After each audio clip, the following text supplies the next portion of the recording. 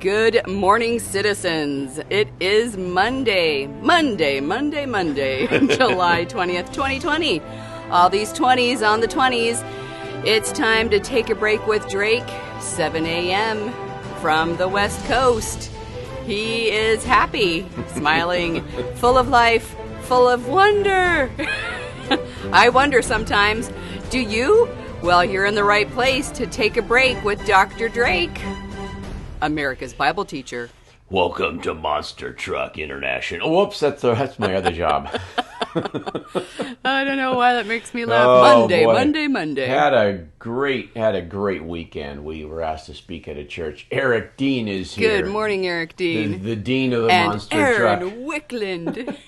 Mighty Aaron. Yeah, we were asked to speak at a church this weekend, and we spoke on Galatians. So we did a quick whip and snap through the New Testament. But as you corrected us, it's Galatians. Yeah, they called it Galatia back Galatia. then. See, I still can't say it right. We talk lazy. We say Galatians. It's not shuns. But oh well. It's I'm not trying to fix the way we talk.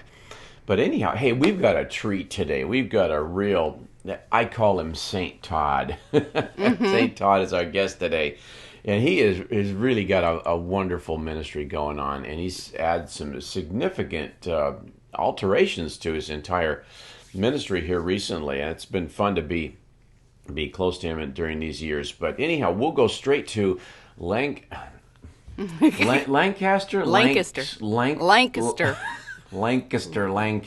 South Carolina. This is Todd Williams, and as you can see, we're both thuds. The THD. Yeah, we're living the thud life. Oh, brother. in ministry. Yes, we both have completed our doctorates in theology. My dissertation was on the process of Moses mentoring Joshua and how that went and why that went so well. Todd, your dissertation was on potential. The power of someone in ministry to potential. Go ahead and fill in make a whole sentence out of it. It's actually going to be my third book about your potential and the power of recognition. That all potential is latent until it is recognized. Okay. Yeah, when God recognized Moses and God called Elijah and God, so South Carolina, I by the way you talk, I thought we were in Sweden. Oh my goodness, Drake, you're so funny. Well, yes. I have thick German heritage. So. Yeah, Williams. Hey, Aaron Wickland, who's a theologian in his own right in San Francisco, he says, "Are you any relation to Ted Williams?"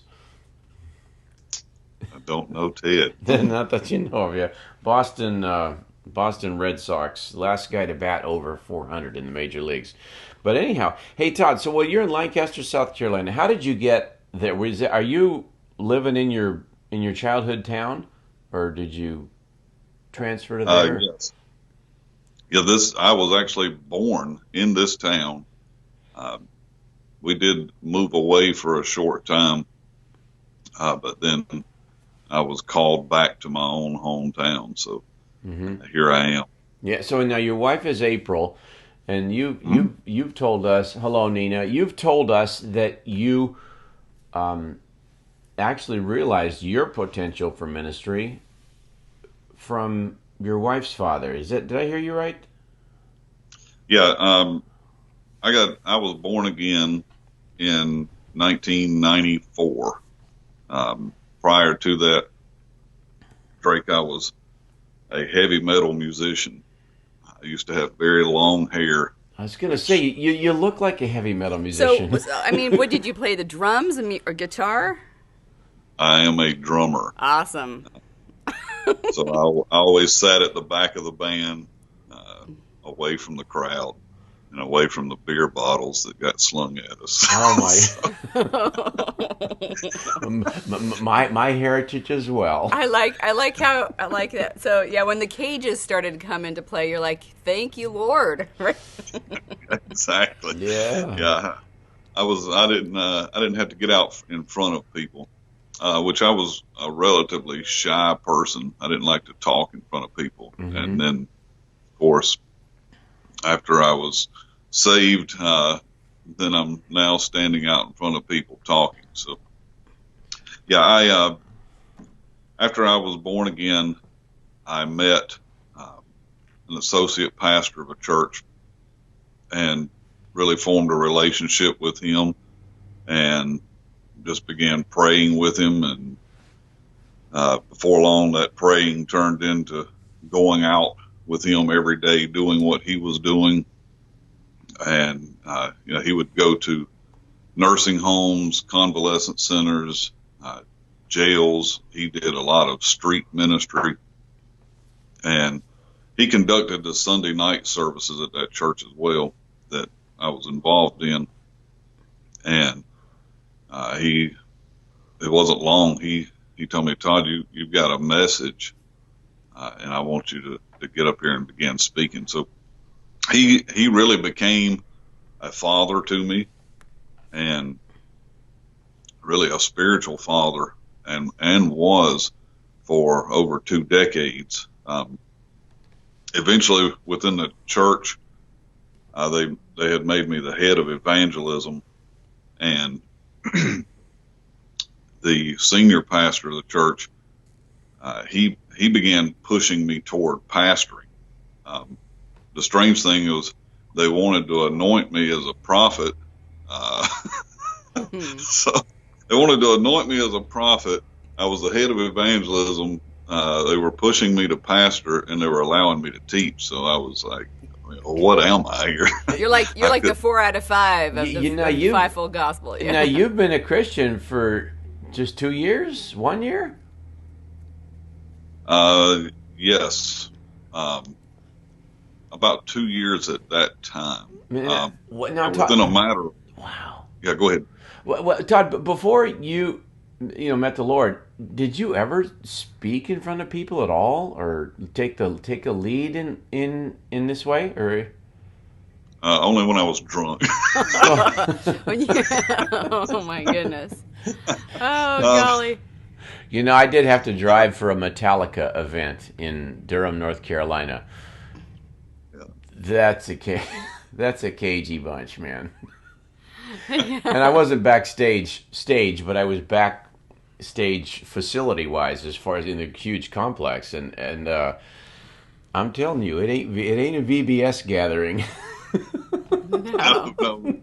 No, please.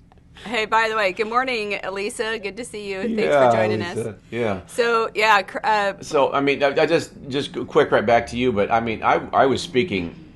My mother told me I was speaking before I was 2 years old. I would get up on the coffee table and act like Danny DeVito giving a monologue at an auction. In your diapers. Yeah. No, I got out of diapers real quick. Oh, okay. And so when I really got called into ministry, I changed the topic, but the venue looked real similar, and my heart completely changed. It sounds like you said, back row, drummer, not out front much, but it looks like your whole venue changed once you met the Lord. Oh, everything. Yeah.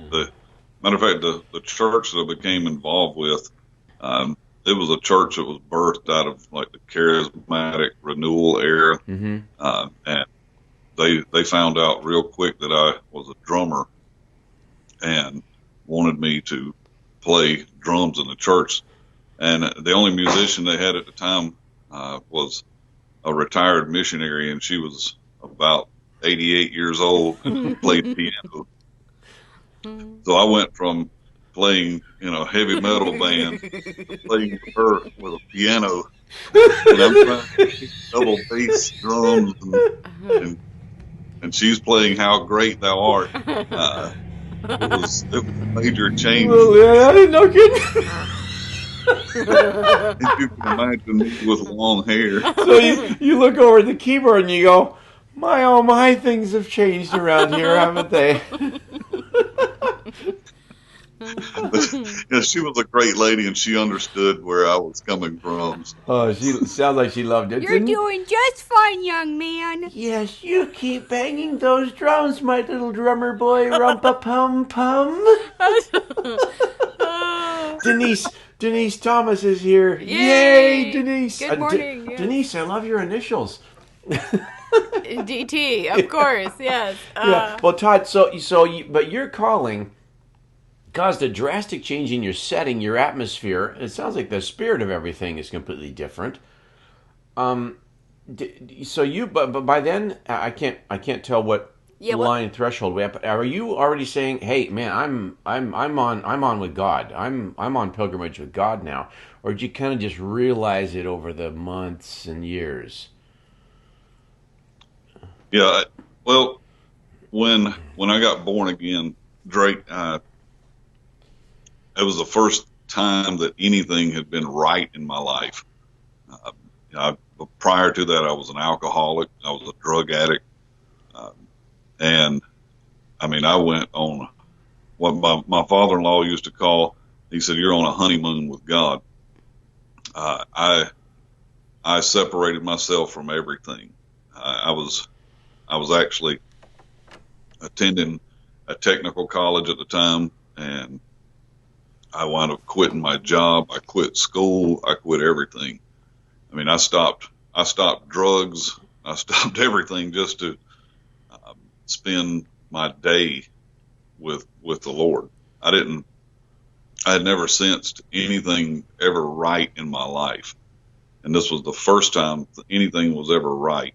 And I didn't want anything to mess that up. I didn't want to mess it up. Oh, wow. So I just separated myself from everything. And that's how I wound up hanging out with my father-in-law every day. I just went wherever he went. He went down into a project neighborhood, I went with him. If he went into a nursing home, I went with him. And that really, for me, that was the birth of ministry, because it's something that he implanted in my heart was he would rather hug people and pray for people than to try to preach to people. And it was very evident of the love of God that was in his life. And that's really where ministry was birthed for me. He would take me to nursing homes where no one visited people. And some of them, they couldn't talk or interact with you. And he would say, "We're just going to go in here and hug these people and just love on them." And, many of them were not very coherent, but when they would see him, I would see their faces light up. Oh my. They love him. Oh, well, I'm trying not to cry here. Gee whiz. I've done some of that, and you just reach down and take their hand. A lot of times it's cold because of circulation, but they just, it's like my family's finally, it's just pretty touching. It's pretty touching. It sounds like to me that your life with your wife and your life with your Savior are almost the same years. Because you said your father-in-law was the great influencer. It sounds like you just hitched on with him, and that sounds really cool. You just hitched on with him, and that honeymoon with God. That's That's cool. That's cool. So can you recap those first 25 years in ministry? Yeah, sure. Well, as I had formed a relationship with both my father-in-law and my mother-in-law, that's how I met my wife. And after we met, we dated for about 2 years, and then we got married, and we left and went to Bible college. We felt that we were both called into ministry. Went to Bible college, and is this in Columbia? It's Columbia? This was an extension of Lee University. Okay. Which was a Church of God Bible school. I wasn't Church of God, and when I got there, it was evident that I didn't exactly fit in. Had you cut your hair? Yeah, they made me cut my hair to Wow. to get into school, and I was willing to do. I had not had a haircut in like 8 years or something. So, Oh my heavens! You're the wild and I, woolly Jeremiah Johnson or something. Mm. so yeah, I cut my hair to get into Bible college, and then after about a year and a half there, I just began to sense this is not where God wants me, and I began a conversation with my wife, and we decided to pack it up. And we weren't real sure where we were going to go or what we were going to do. Um, and then how things fell out to us coming back here. I was offered a home. Someone just called me and offered me a home to buy it. So we moved back home. I began back into the church that I was previously involved in, and a senior pastor, he still knew that I was called into ministry. Mm-hmm. And one day I remember a service ended in about 2002, and he said, "Todd, can you come up front? I'd like to anoint you with oil." I was like, "Sure." Everyone was leaving church. I think he and I were the only ones in there. I walked up front, and he anointed me with oil, and he said, "I'm going to anoint you to pastor a church." And I was like, "Well, I don't know that I'm really interested in pastoring a church, but if you want to pray for me, I'll let you do that." So anyway, he did that, and we were just really involved in evangelism. I was doing street ministry, a lot of ministry to homeless people, day in and day out. Within 6 months, our fellowship started, and and most of it was based in the need to disciple people at that time. Yeah, sure. And all of the leaders within the church were. This was not a division or a separation. They were fully behind me going in this direction. So in 2003, we birthed a church here, and I have oversaw that church until, 2020? Until 2018. So that was 15 years of pastoring the church. Okay. Here. Yeah. Wow. So those 15 years, that was kind of like you're kind of greasing the skids those years and just working it out. Yes, sir. Working It's it kind of like Paul being in the backside of Arabia. It's supposed to be a 3-year period, Todd, not a 15-year period. Or whatever, yeah. But that's awesome. Wait, now your wife, I don't think you've said this. Your wife is April, Hmm? and she speaks online regularly, right? Every day she has a program called Daily Dose. She does it 8 a.m. Eastern time. Oh, that's fun. That's fun. Well, that's 5 a.m. here. We can always watch the replay. We'll send out my emails at 5 a.m. Get up, April's talking. Yeah. But hey, what's the name of your fellowship? It's called Beyond Church. Beyond. Was it always called Beyond Church? Oh, no. The church that we originally started was called the Fire Christian Fellowship, and that went on for about 15 years. Okay. And I'll tell you about how we transitioned into that whenever you're ready. Yeah. Well, Yeah, that's so you know- those kind of sounds like a normal name in a way. We just learned that there was a church nearby called Church of the Couches. Church of the Couches. Yeah, they meet in this big room where it's just a big circle of Bunch of sofas, circle of sofas up, and it's a house church. But So hey, that's funny. Let's hear it for some unique names. That's awesome. Yeah, let's go into the 2018 or so is your big reboot and change, and Bishop Greitz, who we had on Wednesday 12 days ago, he's the one who helps you along now. He sure helps me along. Keeps me out of the wilderness as best as he tries to. What happened a couple years ago? Because you had a big transformation, a reboot. I don't know how you look at it. Oh yeah, this was a complete change for me, Drake.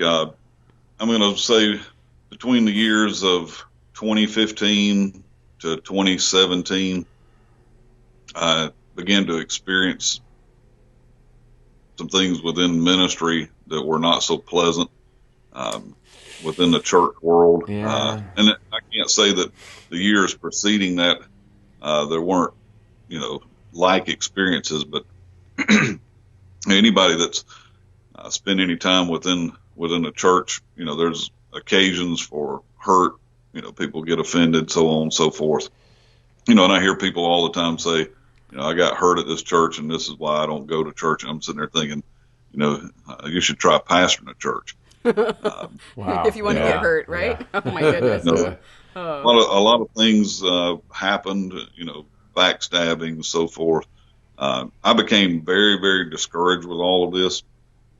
I think I wound up writing a letter of resignation 5 times, but never turned it in. I just didn't want to deal with it anymore. I didn't get into this. Let me say it another way. I didn't start following Jesus to get into ministry.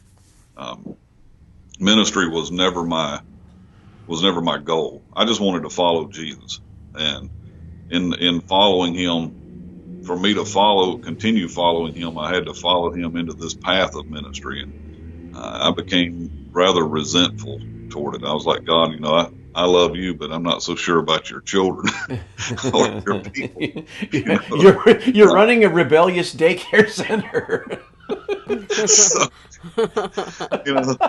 and I understand that people are flawed, but when you're their leader, and you take a lot of the brunt of things, I didn't want to become completely cynical either, but I was really considering getting out of ministry. I was looking for an exit. I had started training people within the church that I was planning on turning it over to them and me, exiting stage right. I was even building up the finances of the church so that it could run for months on end without even anything. Anyway, I'll move on from that. But I wrote my letter of resignation, and I told my wife, I said, "This is it. I'm done. I'm cashing out of this." And we're at 2017 now. Yeah, approximately 20. This is probably mid 2017, I think. Sure, yeah. About July. I remember she said to me, she said, "Todd, you really need to consider this decision wholeheartedly before you do this." And she said, "You need to consider it before the Lord." And I said, "Okay, I'll take a couple of months and just pray about this." So, and I began to get, there was, I have other family that's in ministry. There were denominations and stuff that were offering me churches and positions, come over here. Because some of them knew that I was disgruntled with where I was at, what I was doing. So anyway, I began to pray about that. And I only had one prayer, Drake, for about 3 months. And that was, God, I just want order. That's all I want. I just want order in my life. And I continued to pray that up until about the end of the year. And that's when I met Bishop Kreitz. And I met him through an acquaintance in ministry. I had taken our oldest son. He was trying out for a professional soccer team. And I had taken him to Charleston, South Carolina, where they have a team. And I was in a hotel room watching a Facebook broadcast because I was just bored out of my mind that night. And and they said, "I'm going to have a guest on," and it was Bishop Kreitz. And when he came on, I heard the Holy Spirit say to me, "This is who you're looking for." And I was like, "Who? I don't know this guy. He might be a heretic, he might be." And I didn't know I was looking for a who. I didn't know what I was looking for. I was really looking for an exit, not an exit from Christ. I just wanted an exit from the church. I just wanted to get out of ministry. It's very burdensome. It can take a great toll on your family, marriage, personally, psychologically. We have a big problem in this country with ministry. We have ministers that are committing suicide. Oh, Lord. Wow. I don't think people understand the pressure that is on someone who's pastoring a church. Unless you've done it, then you understand it. Yeah. So, from there, I've formed a relationship with him, and he has become my spiritual father. And I was still overseeing the church, and he began to guide me into making decisions that were not only beneficial for me, but were beneficial for the whole of a congregation. And that personal oversight and someone having that personal touch, it caused me to make decisions I thought I'd never make. So about within 6 months of just forming a relationship with him, he had told me, he said, "Todd, you need to shut that church down." And I was like, whoa. I was planning on, handing it off. He said, "No, you need to just close it. You need to close the church." Whoa, that must have come as a shocker. So I'm like, so what do I do with the people? What do I do with the facility? I've got all these questions. Like, what am I supposed to do with all? This is walking a tightrope here. But he said, just hear me out before you make any decisions. And I did. I said, I'm going to hear him out. And it didn't take long for me to make that decision. And I wasn't sure how I was going to announce this to the elders of the church or anything. Hey, we're closing. So, but we did, and we did that very gracefully and gently. And he told me, he said, first of all, you're going to find out who's really with you here. Oh, yeah. There you go. There's your Gideon moment. Yeah, no kidding. Yeah, in the final few minutes here, Todd, how did it look? I mean, you just announced it Sunday morning, or did you talk to your elders one at a time, or?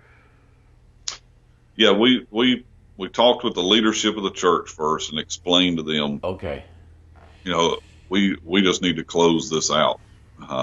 After 15 years, we just need to shut this down, and we need a complete reboot. We need a whole new start. And he had told me, he said, I want you to just take a month off, Todd. Don't do anything. Just go fishing or something all month. Just get away from it. Holy moly. So, yeah, we closed things up. And then we launched a brand new ministry in August 2018. And it was called Beyond Church, and it's completely different in the, we are not styled after a modern contemporary church. We still had our facilities. We completely revamped those facilities. But since then, we have moved out of those because, once again, the instruction of my spiritual father, he said, Todd, you need to get out of that building. Wow.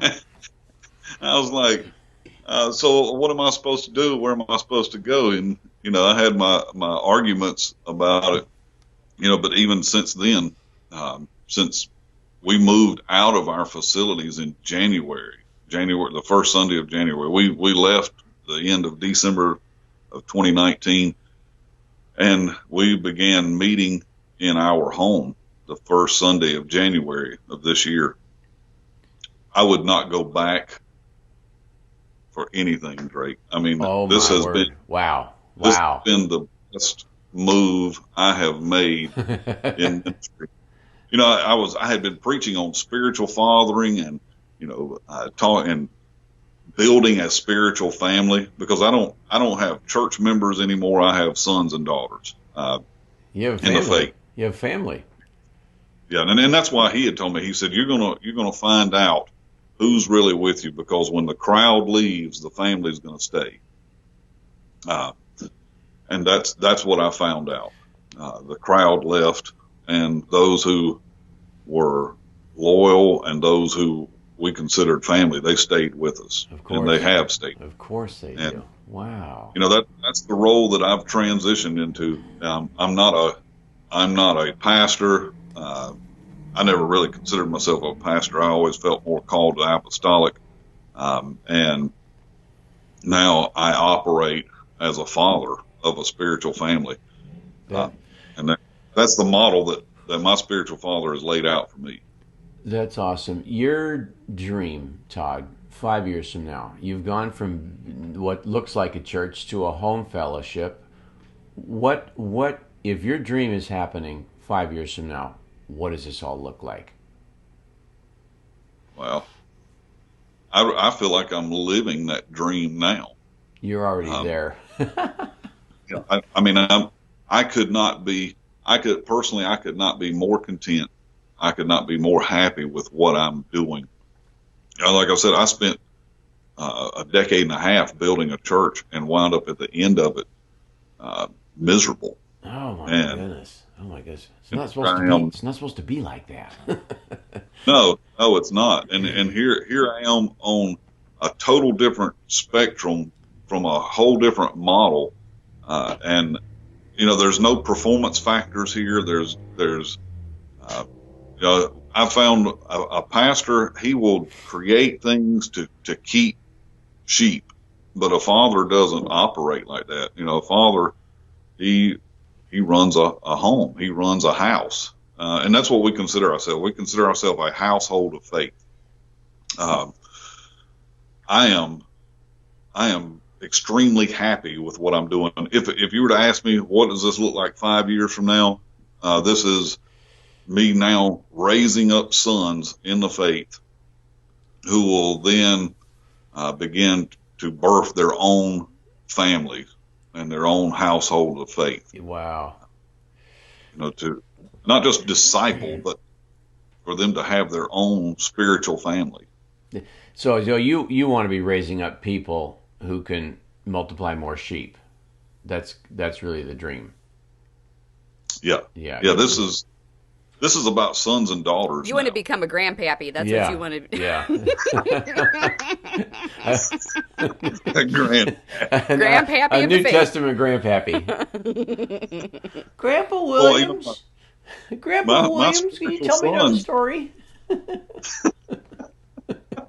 My spiritual sons now, they look to Bishop Kreitz, and some of them, they want to know, can I call you granddad? Yeah, that's awesome. That's awesome. Folks, we have been with Todd Williams, Beyond Church, Lancaster, South Carolina, and what a renaissance, what a story. I mean, we met Todd in April in 2018, and this fuller story is very inspiring. Todd, would you come back again Thanksgiving-ish, autumn, give us an update? Sure. How things are going? Okay, because this is And then you can tell us all about your grandkids. This is pretty heartwarming. Yeah, I remember pastoring right around 1999. I just thought, I am dying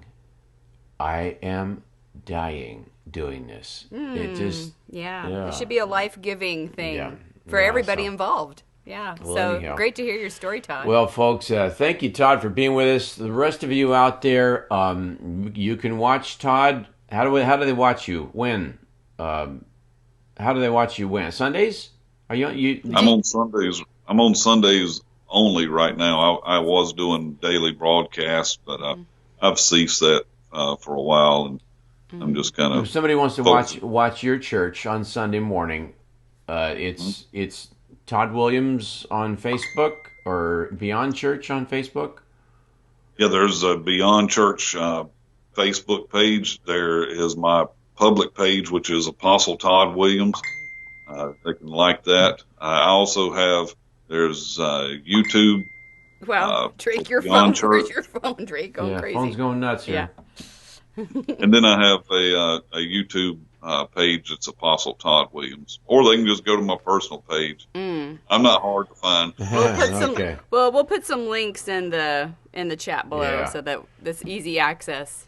Well, this is a blessing to hear, and to all of you who out there, blessings upon you. The Lord is with you this day. The Lord will never leave you nor forsake you, and that's what you can count on these days.